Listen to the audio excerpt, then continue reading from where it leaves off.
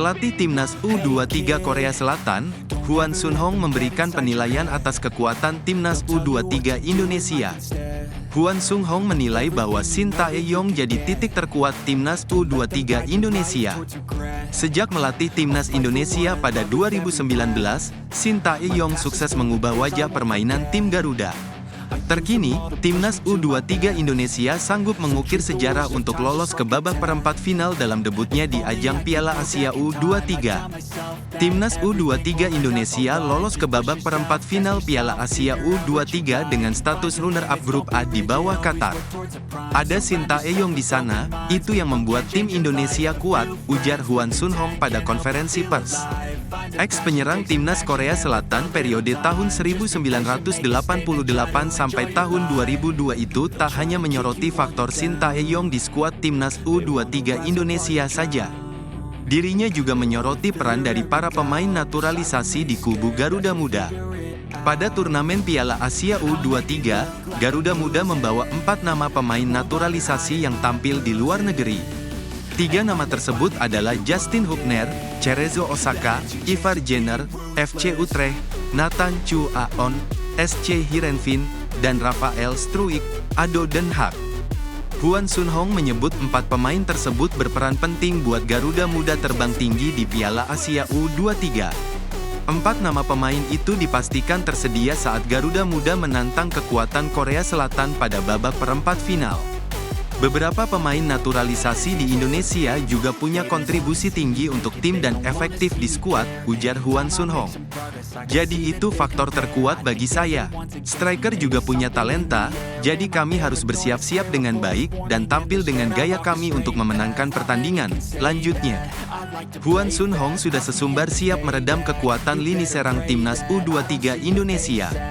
Hwang Sun-hong bakal mencegah skuad asuhan Shin Tae-yong bisa mengeksploitasi ruang di lini pertahanan timnya. Karena itu, ex-penyerang Korea Selatan tersebut mengingatkan anak asuhnya untuk tampil kompak. Kami akan mengatasi itu sesuai dengan keadaan, ujar Hwang Sun-hong. Kami akan mengandalkan ruang dan mencegah lawan mengeksploitasi ruang. Kami harus kompak semaksimal mungkin, lanjutnya.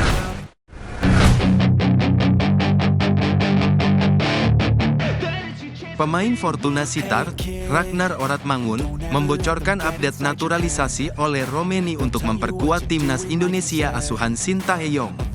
Ragnar Oratmangun mengaku sering berdiskusi dengan Ole Romeni soal Timnas Indonesia. Ole Romeni santer diisukan bakal menjadi pemain yang akan dinaturalisasi berikutnya. Dalam pengakuan Ragnar Oratmangun, Ole Romeni mengaku masih pikir-pikir untuk dinaturalisasi menjadi warga negara Indonesia, WNI. Ragnar Oratmangun mengaku sudah memberi masukan kepada Ole Romeni yang notabene juniornya di NEC Nijmegen, namun keputusan akhir ada di tangan penyerang milik FC Utrecht tersebut. Dia cerita ke aku kalau sekarang lagi memikirkan tentang itu dengan baik, kata Ragnar Oratmangun. Dia bilang juga senang sekali melihat banyak support dari orang-orang. Ini hal yang harus dipikirkan baik-baik tentunya dan dia bilang kalau udah memilih dia akan kasih tahu aku, ujarnya. Lebih lanjut Ragnar bercerita bahwa ia memberikan masukan kepada Ole Romeni. Akan tetapi ia menyerahkan keputusan kepada Ole Romeni meski berharap sang pemain bisa bergabung dengan Timnas Indonesia. Tentunya aku juga selalu kasih masukan ke dia, kata Ragnar Oratmangun. Tentunya pada akhirnya pilihan ada di dia dan aku juga nggak mau memaksa dia. Tentunya aku sering cerita ke dia tentang gimana di Timnas Indonesia dan kita ingin dia gabung juga karena dia pemain yang hebat, ujarnya. Ole Romeni disebut-sebut memiliki keturunan Indonesia dari garis sang ibu. Ia sebelumnya sudah memperkuat timnas kelompok umur Belanda. Saat ini, Timnas Indonesia memang belum memiliki penyerang jempolan. Kualitas Ramadan Sananta belum cukup dipercaya Shin Tae-yong untuk mengisi lini depan Timnas Indonesia. Sementara Rafael Struijk, pesepak bola 21 tahun ini memang memiliki kegigihan dan kecepatan untuk mengobrak-abrik pertahanan lawan. Namun, penyerang ADO Den Haag itu belum memiliki kemampuan finishing yang prima. Karena itu, kehadiran Ole Romeni di lini depan Timnas Indonesia sangat dibutuhkan. Timnas Indonesia membutuhkan penyerang tajam seperti Ole Romeni yang di musim lalu mengemas 11 gol di Liga 1 Belanda. Ketika timnas Indonesia tampil di babak ketiga kualifikasi Piala Dunia 2026 zona Asia, levelnya sudah sangat tinggi. Karena itu, pemain papan atas seperti Ole Romeni sangat dibutuhkan.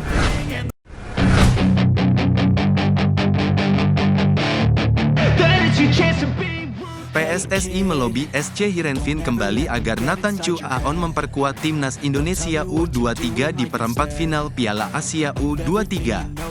Kabar itu disampaikan asisten pelatih timnas Indonesia U23, Nova Arianto. Iya, dan sedang berjalan, kata Nova Arianto saat ditanya apakah PSSI sedang melakukan lobi lanjutan kepada SC Heerenveen.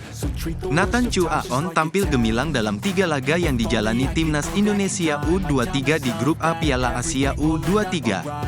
Bermain sebagai gelandang, posisi yang hampir tak pernah dijalankan sebelumnya. Pesepak bola 22 tahun ini justru tampil luar biasa. Terlihat sepanjang 90 menit pertandingan, Nathan Chu Aon tak kenal lelah berlari. Status unsung hero layak disematkan kepada ex-pemain SBV Excelsior tersebut. Sayangnya pada pagi ini, Nathan Chu Aon yang baru saja mengantarkan timnas Indonesia U23 ke perempat final Piala Asia U23, dikabarkan harus pulang ke Belanda. Ia pulang ke Belanda untuk kembali memperkuat sang klub, SC Heerenveen.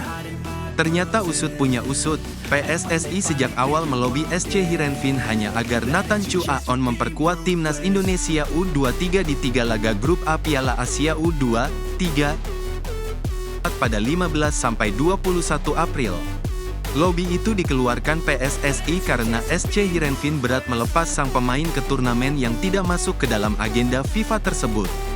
Pada akhirnya SC Heerenveen bersedia melepas Nathan Chu Aon ke timnas Indonesia U23 pada 15-21 April. Mereka bersedia melepas sang pemain karena kebetulan di periode tersebut SC Heerenveen tidak melakoni pertandingan. Jika Nathan Chu Aon tidak bisa membela timnas Indonesia U23 pada Piala Asia U23, Shin Tae-yong bakal kehilangan besar. Sang pelatih mesti memutar otak untuk mengutak-atik skema alternatif. Masih ada beberapa pemain yang bisa menggantikan Nathan di lini tengah. Yang pertama Arhan Fikri. Keberadaan Arhan Fikri di lini tengah timnas Indonesia U23 sepatutnya disyukuri. Sebab, gelandang Arema FC ini cukup piawai mengawal sektor tengah. Di BRI Liga 1 saja, Arhan Fikri sudah bermain sebanyak 26 kali, membuktikan betapa perannya di Arema FC sangat krusial. Ia juga bisa memainkan peran gelandang sentral, bertahan, maupun menyerang sama baiknya. Berikutnya ada wonderkid Persija Jakarta, Raihan Hanan. Catatan 25 penampilan bersama Macan Kemayoran menunjukkan kualitas pemain berusia 20 tahun ini. Hanya saja, gaya permainannya sedikit berbeda dengan Nathan Chu Aon. Raihan terbiasa bermain lebih ke depan, atau tepatnya gelandang serang. Ini mengharuskan Ivar Jenner untuk bekerja lebih keras jika diduetkan dengannya. Semoga saja, PSSI mampu melobi SC Heerenveen agar Nathan Chu Aon dapat memperkuat timnas Indonesia U23 di perempat final Piala Asia U23.